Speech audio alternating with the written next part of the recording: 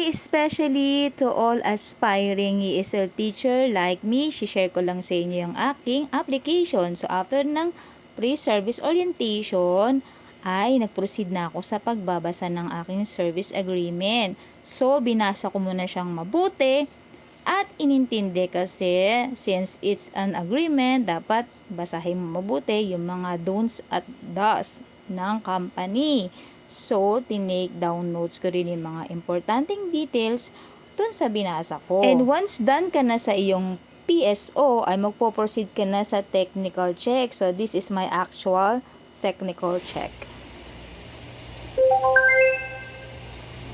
Tapos, just click yung yes, I can na button para mag-proceed ka sa next na steps.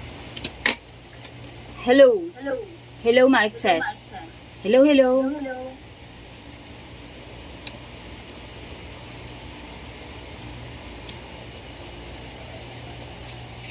Nadilag ni ba? Nadilag ni.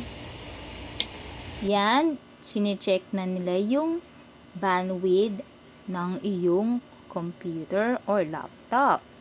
And just wait, it lasts for a couple of seconds, so hindi naman siya ganun katagal. And then,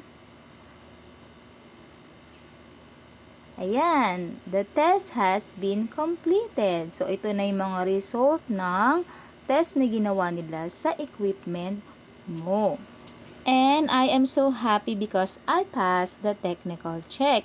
So, I am moving forward for step 4, which is the new teacher training. So, just click the ready to go and mapupusid ka na dito. So, you will go in to request a new teacher training time. So, I chose my preferred time and date na convenient para sa akin para makapaghanda rin ako. At napili ko na nga yung time and date na gusto ko, and then just click it and then submit.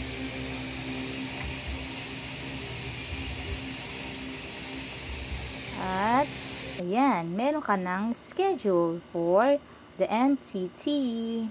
But unfortunately, next day, nabasa ko na yung aming power supplier ay magkakaroon ng power interruption for 12 hours on August 8. So, I immediately advise or message my trainer that I will reschedule my NTT.